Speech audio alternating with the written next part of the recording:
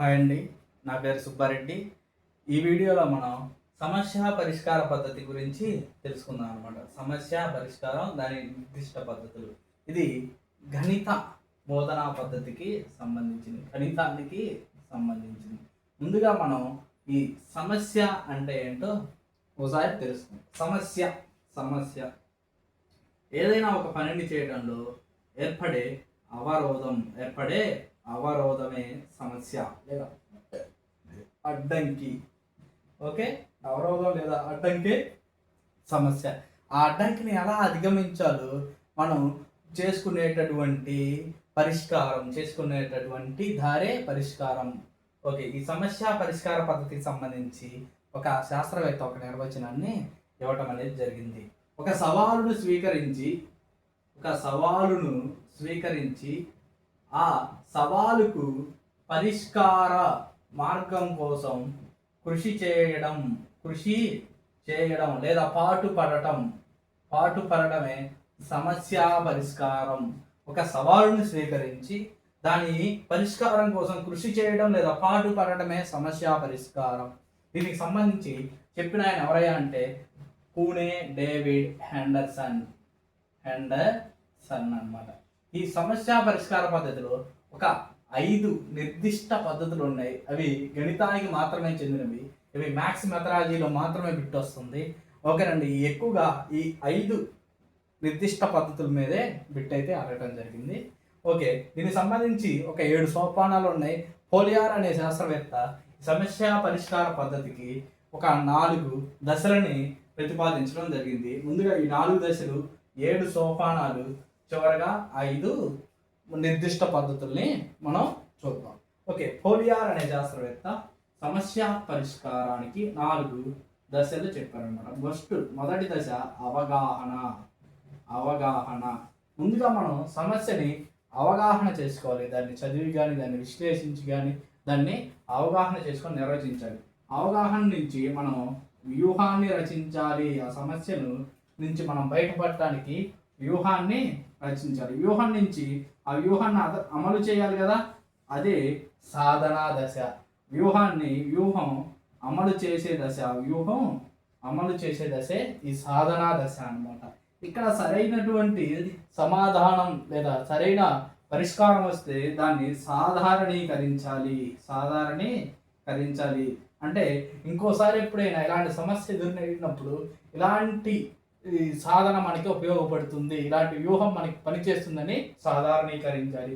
ఒకవేళ అది పని చేయకపోతే తిరిగి మళ్ళీ మొదలు పెట్టాలి. మళ్ళీ అవగాహన చేసుకున్న ఆ సమస్యను మళ్ళీ వ్యూహాన్ని రూపొందించి మళ్ళీ సాధన చేసి మళ్ళీ దాన్ని సరిచూసుకోవాలి. ఒకవేళ మళ్ళీ అది తప్పు అయితే మళ్ళీ అవగాహన చేసుకొని ఇది ఒక సైక్లిక్ ప్రాసెస్గా ఆయన తెలియజేయడం జరిగింది. చక్రీయ పద్ధతిగా తెలియజేయడం అనేది జరిగింది. సమస్య అంటే ఒక పనిలో ఏర్పడే అవరోధం లేదా అడ్డంకి.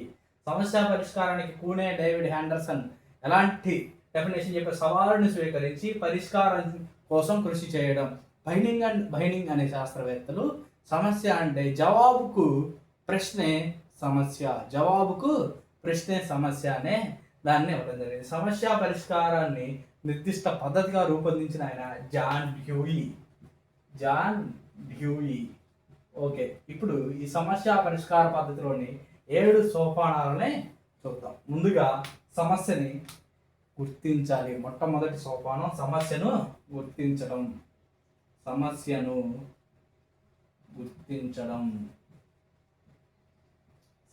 గుర్తించిన తర్వాత ఏం చేయాలండి? సమస్యను నిర్వచించాలి.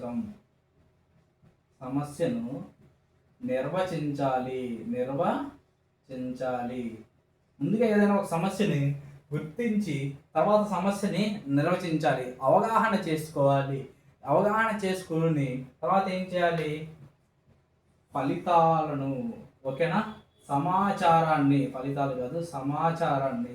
ఆ సమస్యకు సంబంధించిన సమాచారాన్ని సేకరణ. నెక్స్ట్, సేకరించిన సమాచారాన్ని ఏం చేయాలి? ఆర్డర్లో పెట్టుకోవాలి.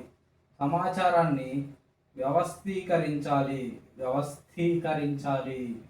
ఓకేనా, ముందుగా సమస్యని గుర్తించాలి, సమస్యని నిర్వచించాలి లేదా అవగాహన చేసుకోవాలి, ఆ సమస్యకు సంబంధించిన సమాచారాన్ని సేకరించాలి. నెక్స్ట్గా సమాచారాన్ని వ్యవస్థీకరించాలి. నెక్స్ట్ తాత్కాలిక పరికల్పనలు చేయాలి. తాత్కాలికంగా వెంటనే పరికల్పనలు, దీనికి ఇది ఆన్సర్ని పరికల్పనలు చేయడం. ఓకేనా? తాత్కాలికంగా సమస్య పరిష్కార పద్ధతికి పరికల్పనలు చేయాలన్నమాట. నెక్స్ట్ సరి అయిన సాధనను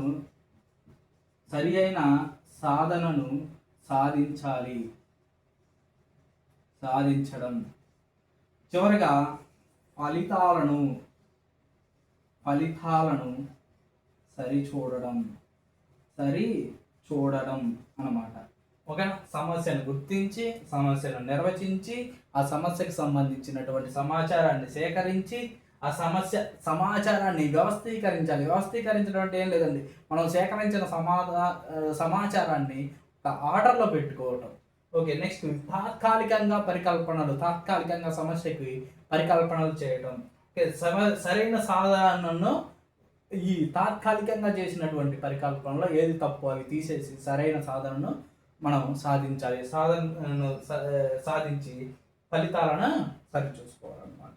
ఇది సమస్య పరిష్కార పద్ధతిలోనే సోపానాలు. ఇప్పుడు సమస్య పరిష్కారం నిర్దిష్ట పద్ధతిలోనే ఇది చెప్పాను కదా, ఇవి గణితంలో ఉంటాయని చెప్పాను కదా. ఓకే. మొట్టమొదటి పద్ధతి పునఃప్రవచన పద్ధతి అంటే ఏం లేదండి, ఇక్కడ మళ్ళీ ఓకే, మళ్ళీ చదవటం ద్వారా ఆ సమస్యకు పరిష్కారాన్ని విద్యార్థి ఏం చేయాలి, కనుగొనటం. ఇప్పుడు ఏదైనా ఒక విద్యార్థికి కొత్తగా మనం ఒక థర్డ్ క్లాస్ విద్యార్థి లేదా ఫోర్త్ క్లాస్ విద్యార్థి, థర్డ్ క్లాస్ అయిపోయి ఫోర్త్ క్లాస్ రాగానే మనం జూన్లో క్వశ్చన్ అడిగామండి, 1000 ఆర్ 10,000 రెండిట్లో ఏది పెద్దది, 1000 మరియు 10,000 ఏది పెద్దది అని అడిగితే వాడు విద్యార్థి ముందుగా కన్ఫ్యూజ్ అవుతాడు. వాడిని మళ్ళీ చదువురా అంటే మళ్ళీ చదివి, సార్ 1000 అంటే 1000, ఇక్కడ 10,000 అంటే 10,000 సార్, కాబట్టి ఇది పెద్దది అని మళ్ళీ ఆ విద్యార్థి కన్ఫ్యూజ్ అయినప్పటికీ మళ్ళీ చదివి దానికి ఆన్సర్ని తీసుకొస్తారనమాట. అదే పునఃప్రవచన పద్ధతి. అదేంటిది? పునఃప్రవచన పద్ధతి. ఇంతకుముందు అంటే మనం చదువుకునేటప్పుడు కానీ ఎప్పుడైనా కానీ పెద్దవాళ్ళు ఒకటే చెప్తారు, క్వశ్చన్ పేపర్ని మళ్ళీ చదువు అంటే మళ్ళీ చదవడం ద్వారా మనకి ఆ సమస్యకు సంబంధించినటువంటి అవగాహన వస్తుంది, దానికి సంబంధించిన సోపానాలు గుర్తుకొస్తాయి. అది పునఃప్రవచన పద్ధతి. రెండోది సాదృశ్యాల పద్ధతి.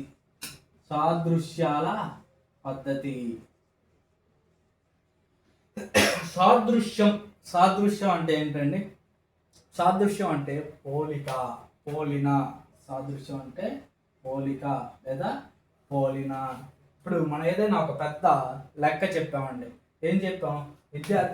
ఒక విద్యార్థికి అరే రాము, నీ దగ్గర ఒక 1000 రూపీస్ ఉన్నాయి, నువ్వు షాప్కి వెళ్ళావు, ఓ బియ్యం, రైసు, ఓకే, పంచదార, ఓకే, పప్పు, బియ్యం ఒక 720 రూపీస్ కొన్నావు, ఓ పంచదార ఒక 60 రూపాయలు కొన్నావు, ఓ పప్పు ఒక 70 రూపాయలు కొన్నావు, నీకు 1000 రూపీస్ ఉంటే నువ్వు ఇవి షాప్ వాళ్ళకి ఇస్తే షాప్ వాళ్ళు నీకు తిరిగి ఎంత ఇస్తారా అంటే కాసేపు రాము తలగొక్కుంటూ ఉంటాడు. అంటే ఇది ఒక కఠినమైన సమస్యకు సులువైన, అలా కాదురా రాము, నీ దగ్గర ఒక 10 రూపాయలు ఉన్నాయి, నువ్వేం చేసావంటే పెన్ను ఒక 5 రూపీస్ కొన్నావు, ఓ 2 రూపీస్కి చాక్లెట్స్ కొన్నావు, ఓకేనా, ఒక 1 రూపీ మీ ఫ్రెండ్కి ఇచ్చావు, అప్పుడు నీ దగ్గర ఎంత మిగులుతాయి అంటే అప్పుడు సార్ 5 + 2 7 + 1 8, మన దగ్గర ఇంకా 2 రూపీస్ మిగులుతాయి సార్ అంటాడు.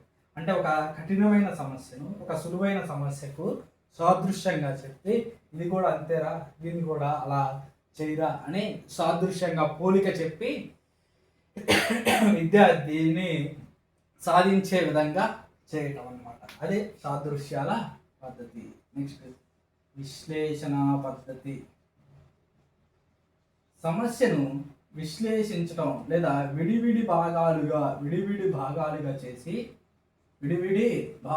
చేసి ఏమి కనుగొనాలి, ఓకేనా, ఏ సూత్రం ఉపయోగించాలి, ఏది ఉపయోగపడుతుంది అనే ప్రశ్నలు వేసి విడివిడి భాగాలుగా చిన్న చిన్న భాగాలుగా ముక్కలు చేసి దాన్ని సాధించినట్లయితే అదే విశ్లేషణ పద్ధతి.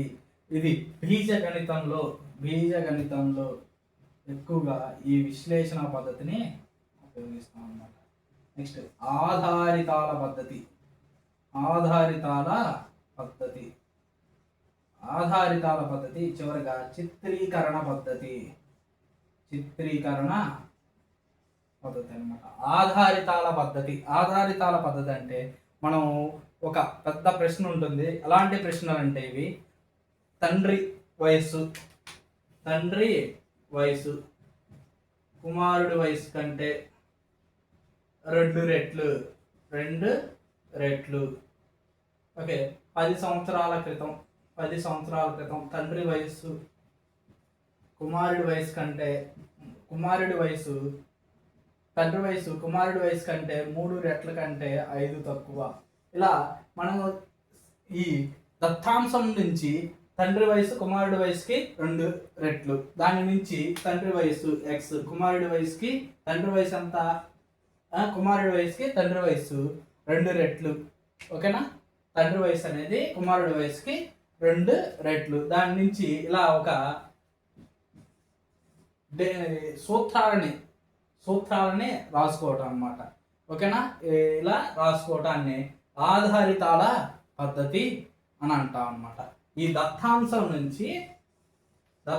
నుంచి ఇలాంటి మనం సూత్రాలని రాసుకోవటాన్ని ఆధారితాల పద్ధతి అని అంటాం అన్నమాట.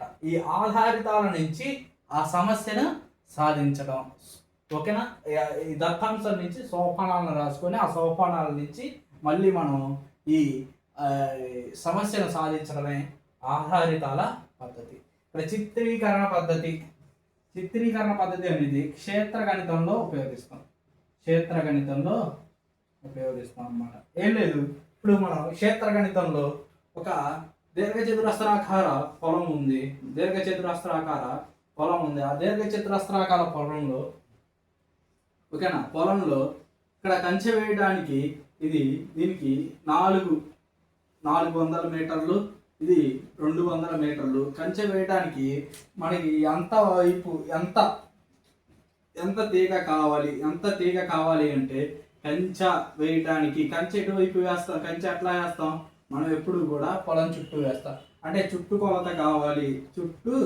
కొలత కావాలి అనేది మనం ఇలా ఈ చిత్రీకరణ చేసుకోవడం ద్వారా మనం ఈ సమస్యను సాధిస్తే అదే చిత్రీకరణ పద్ధతి గురించి అన్నమాట.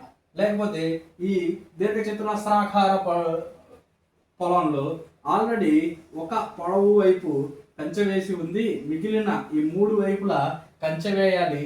దానికి ఎలా అంటే అప్పుడు కూడా మనం ఈ చిత్రాన్ని గీసుకొని దానికి సంబంధించిన సాధనను సాధించినట్లయితే అది చిత్రీకరణ పద్ధతి గురించి వస్తుంది అన్నమాట. సమస్య పరిష్కారానికి ఒక డెఫినేషన్ ఉంది. అదే సవాలును స్వీకరించి పరిష్కారాన్ని కృషి చేయడమే సమస్య పరిష్కారం అన్నది కూనే డేవిడ్ హండర్సన్. ఈ సమస్య పరిష్కారం పద్ధతిలో 7 సోపానాలు ఉన్నాయి. సమస్యను గుర్తించడం, సమస్యను నిర్వచించడం, సమాచారాన్ని సేకరించడం, సమాచారాన్ని వ్యవస్థీకరించడం, తాత్కాలిక పరికల్పనను చేయడం, సరైన సాధనను సాధించడం, నెక్స్ట్ ఫలితాలను సరిచూడడం. పోలియార్ అనే శాస్త్రవేత్త ఈ సమస్య పరిష్కారానికి 4 దశలు చెప్పాడు. అవగాహన, వ్యూహం, సాధన అంటే తిరిగి మళ్ళీ చేయడం. ఇదొక సైక్లిక్ ప్రాసెస్ అన్నమాట. ఈ సమస్య పరిష్కార పద్ధతిలో మనకు ఉన్నటువంటి 5 నిర్దిష్ట పద్ధతులు. ముందుగా పునఃప్రవచన పద్ధతి. మళ్ళీ విద్యార్థి తన పూర్వజ్ఞానాన్ని మళ్ళీ చదవడం ద్వారా తన పూర్వజ్ఞానంలో ఉన్నటువంటి అంశాన్ని బయటికి తెచ్చి దాన్ని సాధించడమే ఈ పునఃప్రవచనాల పద్ధతి. నెక్స్ట్ సాదృశ్యాల పద్ధతి. పోలిక. ఒక కఠినమైన సమస్యకి దానికి సులువైన సమస్యను సాదృశ్యంగా పోలిక ద్వారా చెప్పడం ద్వారా కఠినమైన సమస్యను సాధించేటట్టు విద్యార్థిని చేయడమే సాదృశ్యాల పద్ధతి. విశ్లేషణ పద్ధతి. ఒక పెద్ద దత్తాంశంగా ఉన్నటువంటి సమస్యను విడివిడి భాగాలుగా చిన్న భాగాలుగా చేసి ఏమి కనుగొనాలి, ఏ సూత్రం ఉపయోగపడుతుంది, ఎలా చేయాలి అనే ప్రశ్నల ద్వారా మనం సమస్యను సాధించినట్లయితే అది విశ్లేషణ పద్ధతి. ఆధారితాల పద్ధతి. ఒక దత్తాంశం నుంచి సోపానాలు రాసుకొని దత్తాంశం నుంచి సోపానాలు రాసుకుని ఆ సోపానాల ఆధారంగా ఆ సమస్యను సాధించినట్లయితే అది ఆధారితాల పద్ధతి అవుతుంది. చిత్రీకరణ పద్ధతి ఆ దత్తాంశం నుంచి మనం చిత్రాలు లేదా గ్రాఫులు గీసుకొని మనం ఆ సమస్యను సాధించినట్లయితే అదే చిత్రీకరణ పద్ధతి అవుతుందన్నమాట. ఇది గణితానికి సంబంధించింది. సమస్య పరిష్కారాన్ని ఒక పద్ధతిగా ప్రవేశపెట్టిన ఆయన జాన్ డ్యూయి. బైనింగ్ అనే శాస్త్రవేత్త సమస్య అంటే అది జవాబుకు ఒక ప్రశ్న అని అంటాడనమాట. ఇది సమస్య పరిష్కారం నిర్దిష్ట పద్ధతులు. Thank you for watching. Please like, share and subscribe my YouTube channel DSC Informa.